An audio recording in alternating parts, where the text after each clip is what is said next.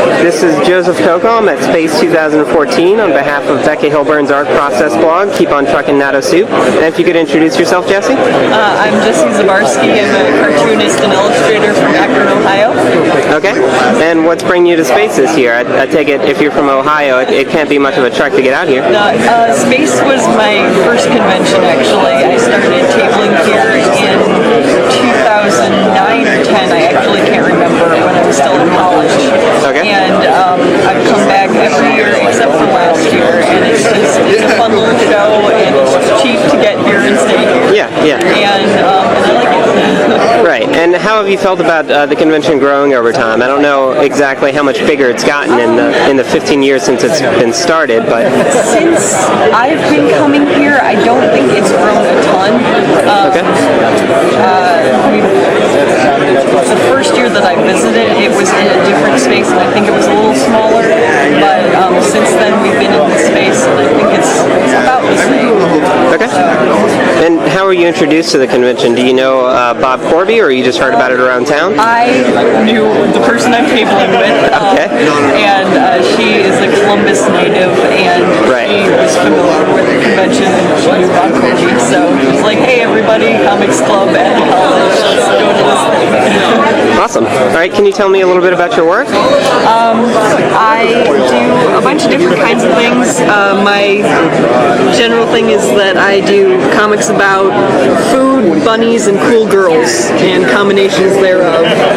Sounds adorable and delicious. Yep, things like, recipe comics and more adventure kind of things, or I've done adaptations of folk tales, and just generally a cutesy, round kind of approachable aesthetic, and sometimes I'll deal with more personal or slightly darker stuff, but mostly try to keep it kind of family friendly and approachable and fun.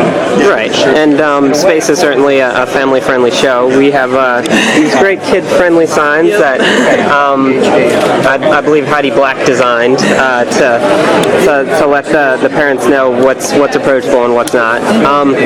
So can you tell me a little bit about how you got started in comics? How long have... Let's see here. I think when I was really, really little, I had like Tintin comics and Calvin and Hobbes, and then what really kicked me off on making my own stuff was I got into manga, as many young girls do of our generation, and I was just like, this is really, really cool, and I think I can do this. That was during the boom of webcomics getting really popular, so I was seeing people that were not that much older than me doing stuff that was really cool and getting a lot of attention. So that was just got me started, and this is something that is within my ability and that I really, really love. And it helped that when I went to college, like the year that I went, a really cool group of people that were also all into comics were there at the same time and started up a club, and we were all kind of teaching each other how to do stuff and what to look at. So, and was that a mishmash of people, or were they all manga inspired? A pretty fair mishmash. There were people that were more, towards American superhero comics, and people that were more animation influence, and more people like me that were even farther along on the anime side of things. So just a bunch of different stuff. So we got a lot of different influences going. Okay.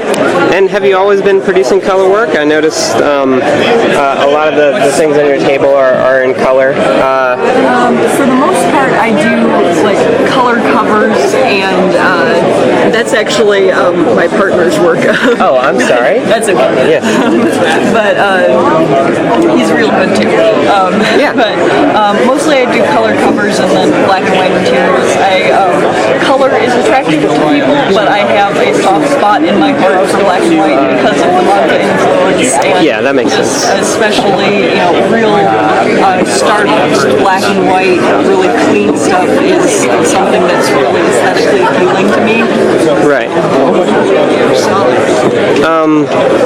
Yeah, I can see some of the manga influences in your work, but can you possibly speak to someone who's interested in coming to space for the first time, what they might expect, any advice you could give to them? Let's see here. I think space is one that if you can kind of go either way with whether you want to come and only visit first or whether you want to just kind of jump in and start tabling. Right. It's a very welcoming and just not so stressful kind of show, and not like prohibitive as far as skill level.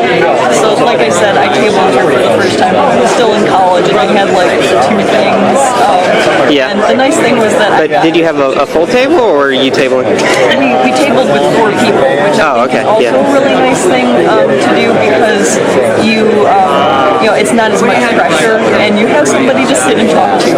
Right, rather than just feeling like no one's looking at your work. And I would say that if you share a table with somebody, have some sort of visual divider, so like all have different tablecloths, because somebody will come by and just think, oh, I can just buy one thing from this table and then I'm set, and not realize that they're not getting a full representation of everyone. yeah, So just make it clear. I've seen that many times before, so I appreciate your advice. Finally, do you have a webcomic? You mentioned you were inspired by some webcomics. I don't have a webcomic currently. That's a goal for 2015. Okay.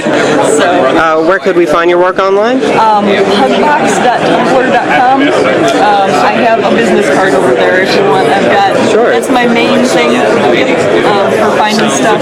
But I also have a Gumroad that has some stuff on it. I've got a Twitter that I sometimes post doodles to, but mostly it's just me yelling about stuff. And a couple other things. So I'm all over the place. All right. Well, thank you very much, Jessi. I hope you have a good space. Thank you. You too.